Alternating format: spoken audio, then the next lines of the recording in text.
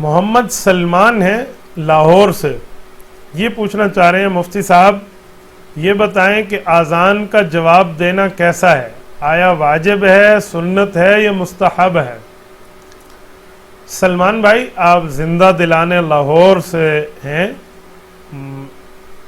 اذان کے جواب دینے پر دو باتیں ذہن میں رکھیں۔ ایک ہے عملی طور پہ اذان کا جواب دینا کہ اذان آئے اور آپ نماز میں پہنچ جائیں، کوئی عذر نہ ہو، بیمار وغیرہ نہ ہو، تو آپ پہ اس طرح کا اذان کا جواب دینا واجب ہے کہ آپ نماز پڑھنے جائیں۔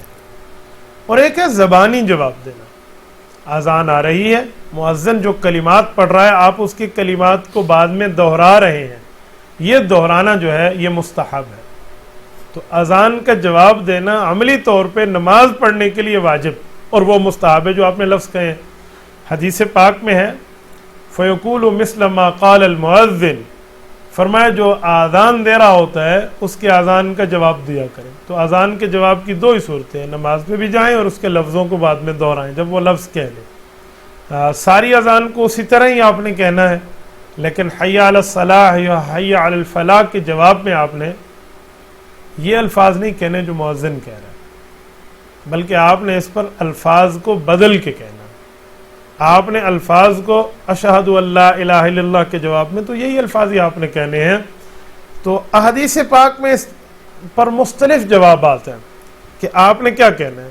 میں ایک بات مزید آپ کی خدمت میں، حدیث پاک آپ کے ذہن میں ہے نا کہ جب حی علی الصلاح کہے تو کیا کہے؟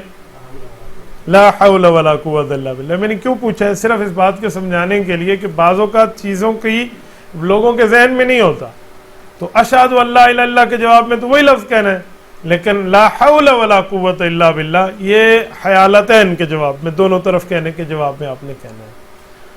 الصلاۃ خیر من النوم صبح کے وقت کہا جاتا ہے، تو اس وقت آپ نے لا حول ولا نہیں کہنا، اس لفظ کے جواب میں صدقت و بررت و بالحق نطقت یہ الفاظ کہنے۔ اور اسی طرح اگر آپ اذان کے جواب کے ساتھ اقامت کا جواب بھی کہنا چاہ رہے ہیں تو قد قامت الصلاح تک تو آپ سارے نے وہی کہنا ہے، لیکن قد قامت الصلاح میں ادامہ اللہ و اقامہ یہ الفاظ ہیں، یہ اذان کے جو، لیکن یہ مستحبات ہیں، آپ دیں ثواب ہے، نہ دیں آپ پر کوئی گناہ نہیں ہے۔ لیکن اذان کا جواب یوں دینا کہ اذان کے جواب میں آپ نماز پڑھنے کے لیے تشریف لے جائیں مسجد، یہ آپ پر واجب ہے اگر آپ کو کوئی عذر لاحق نہیں ہے۔ امان اللہ خان پشاور سے پوچھ رہے ہیں مفتی صاحب السلام علیکم ورحمۃ اللہ وبرکاتہ، حضرت ایکسچینج پر گاڑی دینا کیسا ہے؟ بھائی امان اللہ، ایکسچینج پر گاڑی دینے کا جو مطلب میں سمجھاؤں نا وہ میں آپ کی خدمت میں عرض کر دوں۔ میرے خیال میں آپ کی بات کا مطلب ہے کہ گاڑی مارچے میں دینا کیسا ہے۔ ایکسچینج تبدیلی کہتے ہیں نا، ویسے فارن کنٹری کی وہ کیا کہتے ہیں وہاں کے پیسے بندہ ایکسچینج، اور وہ یہ جو گاڑی کے ایکسچینج ہے، آپ نے بھی گاڑی دی اس نے بھی گاڑی دی، جو اوپر نیچے ہے وہ آپ پیسے لے یا دے سکتے ہیں، یہ ایکسچینج ہے۔ اگر یہی ہے تو پھر اس طرح کے ایکسچینج میں دینا لینا جائز ہے۔ آپ کے پاس پرانی گاڑی ہے، سامنے والے بندہ جس سے آپ خرید رہے ہیں اس کے پاس نئی گاڑی ہے، اس کو ضرورت پرانی گاڑی ہے، باقی اس کو پیسے چاہیے، آپ کی ضرورت نئی گاڑی ہے، باقی آپ پیسے دینا چاہتے ہیں، تو آپ ایک دوسرے کے ساتھ گاڑی کا معاملہ طے کر لیں اور وہاں پر بیٹھ کر طے کریں کہ یہ کاروبار نقد ہے یا ادھار ہے۔ اگر ہے نقد تو آپ فوراً یدم بیدم ہاتھ در ہاتھ لینا اور دینا کر لیں، جو آپ کے ساتھ معاملات آپ کا آپس میں طے ہو۔ اور اگر ہے ادھار کا تو پھر دو باتیں طے ہونی چاہیے کہ یہ قسط کس ترتیب کی ہوگی، نمبر دو کل پیسہ کتنا ہوگا، کل مالیت بھی طے کر لیں۔ مثلا 50,000 گاڑی آپ 70,000 پہ دے رہے ہیں یا لے رہے ہیں، تو بھئی یہ 20,000 جو اوپر آ رہا ہے یا 50,000 اوپر زیادہ آ رہا ہے، اس کو کتنے عرصے میں ختم کرنے، دو باتیں طے ہو، قسط بھی طے ہو اور اماؤنٹ بھی طے ہو، اتنے دنوں میں ہم نے دینا ہے۔ یہ میں نے کیوں کہا ہے؟ ایک بات سمجھانے کے لیے کہ لوگ اس میں ایک ناجائز کام کر لیتے ہیں۔ وہ ناجائز شرط کیا ہے؟ وہ یہ کرتے ہیں مثلا 1 سال کی قسطوں پہ چیز اٹھا لی، اب اس بیچارے نے 2 ماہ بعد قسطیں دینی تھی اور 1-2 قسط اس سے شارٹ ہو گئی، تو یہ اس کے اوپر مالی جرمانہ رکھ دیتے ہیں، بھئی آپ نے 2 قسطیں شارٹ کی ہیں لہٰذا آپ اتنے پیسے زیادہ دیں۔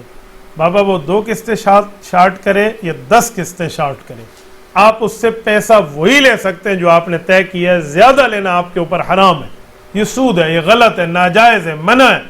تو اس بنیاد پہ 2 باتیں طے کر رہا ہوں، کہ آپ اس سے مالیت بھی طے کر لیں اور وقت بھی طے کر لیں. یہاں پر اگر آپ کے ذہن میں یہ سوال آئے کہ بھئی اگر اس کے اوپر ہم جرمانہ نہ رکھیں قسط لینے میں، اگر لیٹ کر دے تو وہ لیٹ ہی کرتا رہے گا، ڈراوے کے لیے ہم جرمانہ رکھتے ہیں، تو بھائی ڈراوے کے لیے آپ حرام شرط کیوں رکھتے ہیں؟ اگر آپ کو اس کے اوپر یقین نہیں تھا تو آپ نے اس کے ساتھ یہ مالی لین دین کیا کیوں ہے؟ یا تو پہلے اس سے کوئی تحقیق لے لیں، پہلے اس کی کوئی سرچنگ کر لیں. جب آپ اس پر مکمل اعتماد فرما کر کاروبار کا لین دین شروع کر رہے ہیں تو پھر آپ کو اب اعتماد کرنا پڑے گا، وہ ایک شارٹ کرے یا دو شارٹ کرے. اور اگر قسطیں وہ شارٹ سے آپ ڈرتے ہیں تو پھر آپ یہ کاروبار چھوڑ دیں. میں آپ کو حرام کی اجازت نہیں دے سکتا اور اپنی گردن کو کل قیامت میں جہنم کا پل آپ کے لیے نہیں بنوا سکتا کہ آپ کی وجہ سے میں حرام کا فتویٰ دے دوں اور میری گردن جہنم پہ پل بنے اور آپ اس پر پاؤں رکھیں اور جنت میں تشریف لے جائیں. یہ کھاتا مجھ سے میری گردن کو پل بنوانے کا نہیں ہو سکتا. تبارك الذي نزل الفرقان على عبده ليكون للعالمين نذيرا.